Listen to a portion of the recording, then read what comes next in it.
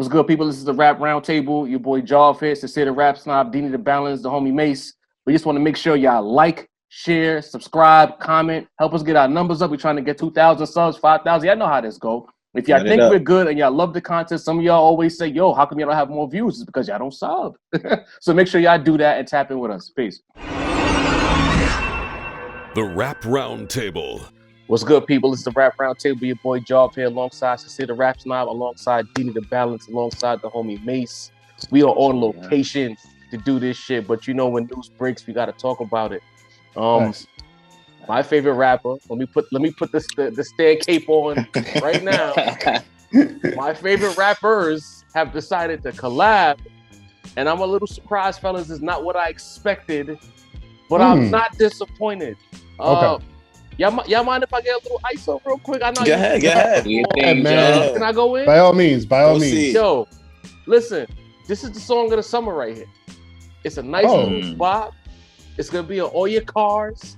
I'm very much surprised that Pusha-T and Hove took this route with this collab. I was expecting Drug Dealers Anonymous. I saw all the coke memes on Twitter, fully expecting bars. And don't get me wrong, it was a lot of bars on there. But it was a little bit of a bop. I'm starting to see Pharrell's vision. The production sonically, I was afraid when Pharrell made the comments about, we don't want Pusha T to be a mixtape rapper. I'm like, this sounds like this about to be some bullshit. If this is what it sounds like, fellas, I am entirely excited for what this album is going to be, because you can even hear with the beat. This I don't know if Kanye is a part of the production on this, but some of the sounds I'm hearing in the background of the beat, some like old school sound effects, some Ye influence, but I can see where the two are going to blend, beat for beat, sound for sound. I'm excited. The bars were there. The slick talk was there. I would even say that Hov and Push were kind of bullying a lot of rappers, talking about buying fake watches, living a fraudulent lifestyle, the sound of the money counter. Hov been looking at Twitter a little bit too much. Yo, Sin, honestly, I think Beyonce needs to take Hov's Twitter account away. Get off TV. Stop watching Black TV, because he's talking to Faison Love. He's talking to those other bozo podcasts who say that he wouldn't be lit without Big. Hov had a lot to say, but I'm gonna pass the ball to Sincere the Rap Snob before I start ranting, because I could do it for 20 minutes. Listen, man. News dropped yesterday. Pusha T and Hov single dropping. First of all, let's just address the elephant in the room, man. Hov gave Nas about 48 hours to shine from that Grammy nomination. Sorry, not the nomination. Well, the nomination, the performance, but the Grammy performance. Yo, Nas was getting so many flowers for that Grammy performance. Everybody was calling it a classic performance. This it was is not amazing. Even Jay-Z decision, Sin. Why you putting that in the atmosphere? A cool 48 hours. It was like, nah. Wow. Head. No shine for you. Listen, if y'all ever doubted Sincere as a Nas fan, look at what he's doing. He's all of y'all. Good 48 hours, man. That's more than he usually gives. I'll give him that. But nah. Usually 48 minutes. Hey, we don't know who makes these decisions. I mean, if Hov is on the song, he might have some polls like, yo, drop that right now. Right. But anyway, the as soon as I heard the song, I didn't know what to expect, honestly. Okay. I didn't know if I was getting, because like you said, like Pharrell is on the beat. And we had heard some rumblings about Pharrell being in the studio with like Megan Thee Stallion and some other artists. It wasn't sounding like it was garbage. Don't beat around the bush. It was garbage. Crazy, you know what I mean? We thought, man, maybe Pharrell has lost his touch. But as soon as this beat came on, I was like, nah, this is it. This is shit right here. This guy, like you said, it's gonna be a bop. But it still had that rough, like rugged energy, you know what I mean? So I was real happy, first and foremost, out the gate to hear Pharrell on some hard rap shit again and giving us some heat, giving us some bass. Had a lot of bottom on it. Pusha came off as usual with the slick talk, the cocky, damn near disrespectful bars. Yes. You almost feel like, honestly, if I'm a rapper and I'm listening to Pusha T, even if he's not saying my name, like I feel like I want to smack him, like, you know what I mean? Like I feel disrespected, like, yo, like bro, like we gotta go at blows right now, man. Like, yo, stop talking like that. But the scene stealer here, Hove. Now we got bars. It wasn't as many bars as Drug Dealers Anonymous, which is one of my gripes. Right? It was really, really short. It was a short song. We only got about 12 bars from Pusha, but Hove 16. It was a clean 16, straight to the point. He touched on so many topics. He got a phase on love right out the gate. The phase I'm on love, I wouldn't believe it either. Like as soon as he said that, I was like, oh shit, this is Hove talking right now, right? Because phase on been talking shit about him for some reason. I don't know who the fuck phase on love thinks he is talking shit about Hove, but whatever. Big worm. Anyway, he goes on to, talk about like legal drug dealing endeavors with, the weed dispensary in Khalifa, some other things, maybe shooting at some other rappers about, fake watches and being on this with them. But the shit that really, really, really piqued my interest about this verse is he's actually addressing, like you said, a lot of the chatter that's out there on blogs and podcasts and on Twitter and in all of these different, online communities. He's hearing the chatter and he's feeling, the chatter of people saying that he wouldn't be where he is if Big was still around, if Big hadn't died 25 years ago. Now, we just talked about this. last month. And what did we say? What did we say, Sid? What did we say? Well, these other podcasts, I swear to God, like the lazy narratives I'm going to talk about shit a little bit because the lazy narratives that's out there, like people just run with, like, if Big hadn't died, Jay wouldn't be Jay, blah, blah, blah. Like, Big would have been the number one, Jay would have been number two, whatever. I'm like, bro, Hove would have been Hove. Jay would have been Jay. He would have been great regardless. And them two being Brooklyn brethren, they would have joined forces. Yo, listen, and listen, for Jay to get on this verse right now, after we just done talking about this, just got done talking about this last month, less than a month ago, for him to get on this verse now and reach back 25 years and reference the commission, we haven't heard him talk about the commission in how long? Like 25 years, bro. It was almost like he watched our episode, bro. Just listen, saying the shit. Listen, he literally just backed up exactly what we said. I was like, yo, does he have a Twitter burner? He's tapped in, bro. Is he following? What's going on here? Anyway, the wordplay was crazy. The double entendres was crazy. Jay, you know what I mean? Yeah, y'all could keep hating out there and keep talking about, he wouldn't be where he is if it wasn't for Big's passing. But Hove would have been Hove, like he said. He still would have been this ill with the rhymes. This verse was crazy. One of the dopest verses of the year right now. Danny, jump in, bro. A little conflicted, man. I thought the beat was dope. The beat gave me Hell Hath No Fury vibes. I thought, shout out to Pharrell for capturing that. That's what it felt like. I felt like, remember that song Good that they dropped years ago? I'm good. Similar dope kind of vibes. Bro, I hated the flows on the record though. I hate them. I love the bars. I hate Jay's delivery on that song. I hate it, bro. Like the second time listening to the song, I was like, come on, this is not what I wanted. It's not a bad record. It's just not what I wanted. I wanted a better Hove. I wanted something like Drug Dealers Anonymous too. I wanted Hove to Hove gave the lyrics. The lyrics are there. It's the delivery. I got where I needed to go, but the ride was not smooth, bro. You know what I'm saying? That shit was slick to me, bro. Song of the year, I don't think it'll be song of the year. I think it'll be a song, like you said, like the OGs play for the resonance and the bar work. But I'm not a big, even Push's flow. Push's bar work was crazy too. I just think the flows could have been adjusted better to the song. As far as the shit Hove was talking, I thought Hove got in depth with a lot of things. And to sum up what you guys said, I think Hove does listen to the pod, bro. This is like what, a week or two from this conversation. know, we just acknowledged Hov would be Hov regardless because Big would have been in this corner. It's different when you got someone who's against you.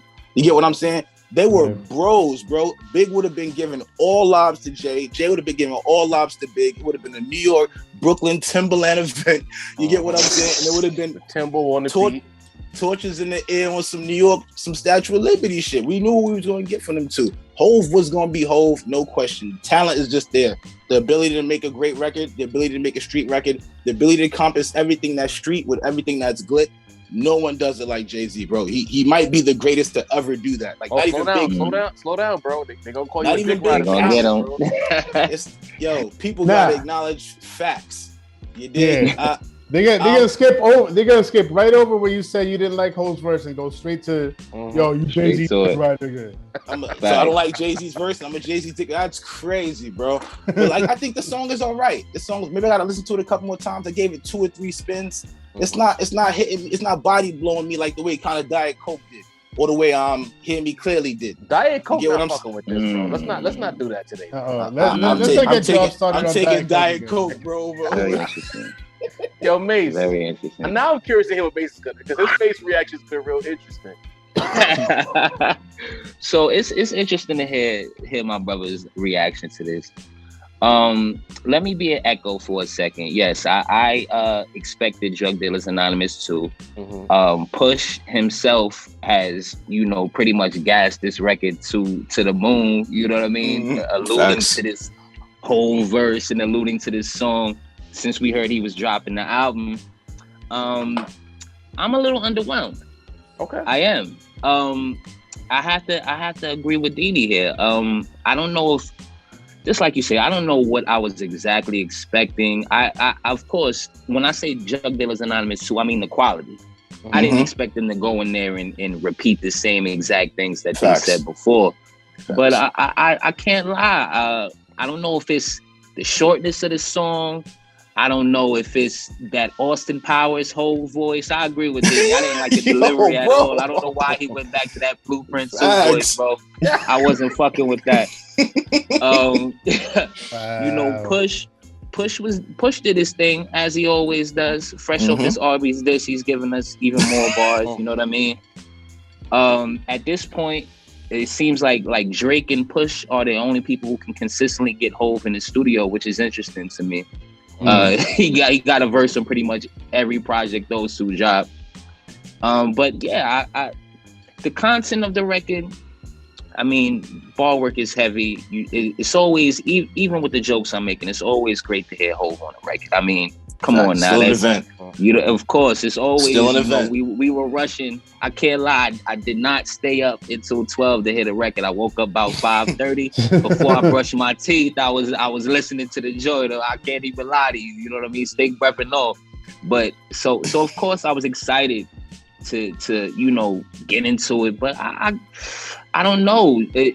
And this is my overall feeling with every record that I've heard from Push thus far, is that even though the quality is solid, it's not really what I expected. So I mirror Jarvis' points. The feeling of the record is a feeling I can hear blasting out of trucks all summer. You know what I mean? At the end of the day, it's Hov and Push, not at their best, is better than pretty much 99% of the game. So I'm going to run it back for sure. But I couldn't escape the feeling of unfulfillment after I listened to this joint, y'all. Like, real talk. All right, let me see. I can understand what the both of y'all are saying, because when I first put it on and I initially listened to Push's verse and some of the things he was doing with his voice, I was like, oh, this is interesting. You know what I mean? Yeah. But then on the second spin, I was like, oh, I get it now. You know what I'm saying? But it's like, did I want Drug Dealers Anonymous Part 2? I think it's unanimous at the Rap Roundtable. We wanted that. Yeah. So I'm not mad at what we got. I think this is going to be, like I said on the last episode, this is residual effects of the Drake and Pusha beef, where a lot of Twitter was clowning Pusha. Who the fuck are you anyway? So what? You did all of this, and then Drake still moved wild units. It's real obvious that this man is trying to reach a higher height with this project here, and I think that residual effect tends to him leaning to a Pharrell and trying to take more chances sonically with his voice, etc. We haven't heard Pusha rap this way since the late O's, honestly, as far as commercial-esque sounding work. And the bars are still there. And it's like, I think as y'all two hear this song more, the tone is gonna shift. I think this is more like the joint that Freddie Gibbs dropped with Rick Ross last week. On the first listen, on the fifth listen, I kind of like it now. You know what I mean? And in the right spot, when we go to one of them kickbacks this summer and it's blasting somewhere, we gonna feel that.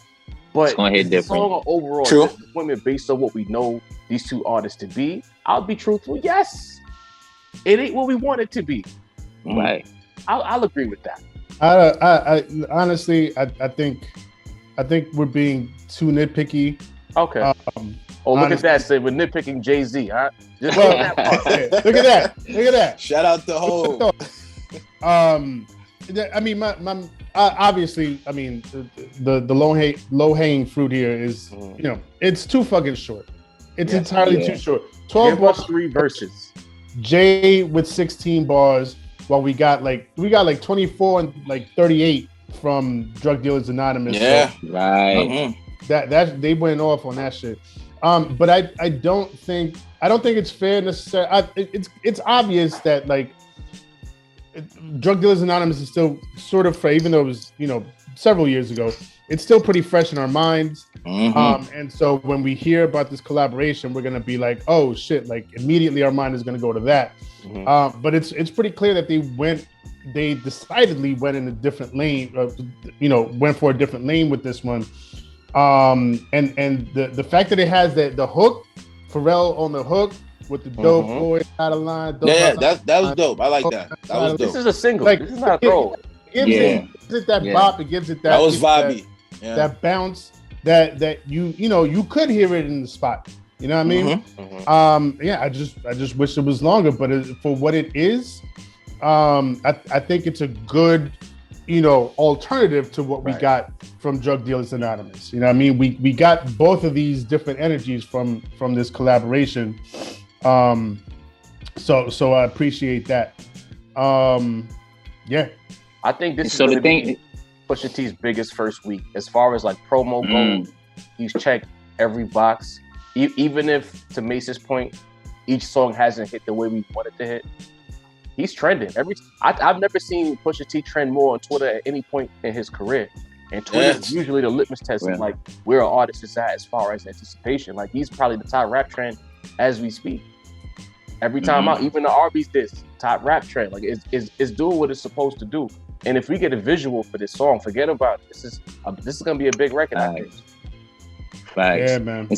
See, I think one thing is that obviously Hov is semi-retired, and even Push is not a person who drops often. So, and I think even Kendrick is gonna feel this when he eventually drops. When you exactly who? Don't do that. Foreign language. My fault. He shall not be named. Right. All right. But this is what even he's gonna fall in, is that when you like if we heard from Push and Hov, a year or last year, this would just feed us. We'd be like, okay, I'm fucking with it, but everything has to be an event when everything is so spread out. You know what I mean? Everything has to be of the highest of quality because we've been waiting for so long. You know what I mean? Facts. So I feel like going back, even Kendrick is going to feel like if the quality of his next album is anything below what he's already dropped, we're gonna be talking shit about it, bro. Honestly, Kendrick got to give us the Empire Strikes Back at this point. Facts. You know what I mean? Deanie, did you bugging about Hov, bro? Hov got off. The voice, the flow, the lyrics, the bar work, the points he made, I think were beautiful. It's just listening to him say it, bro. It's just like, come on, bro. This is what he's doing. Let me ask you, how many times have y'all listened to it? Because I put it on repeat too. I put it on repeat. I had it on repeat last night, just trying to soak it up. Myself, soak it up, get my notes ready or whatever, get my thoughts ready. So I feel what y'all saying, on the first listen, but as the more you keep listening, the more you get it. You expected them to zig and they zag. Also, that's all it really was. You know what I mean? It's a bit of mockery as far as to Sin's point at the top of the episode. They're mocking rappers. They are. They're mocking bloggers. Yeah. In Twitter. You gotta factor all of that in. But you know, I put it this way: is the song fire or not? Sincere. Song is fire to me. Deanie. I need time. As of right now, it's all right. Mace. Fire. 3 out of 4 say it's fire. Fire, bro. Deanie, shout out to you. Standing on your But you know, we got jobs and whatnot. We gotta back this up. Once again, you tapped in with us. We appreciate y'all, all the new subs. Appreciate y'all. Make sure y'all like, make sure y'all comment, share this. Be nice, be gentle. I put the cape on purpose. You know what I'm saying? There's no mess hat. Leave us alone. We'll be back. I think 44 is coming soon, ain't it? Yes, sir. 44 is coming up, man. All right, fellas. Y'all. Peace. All right, Rap Roundtable. Be easy, yeah.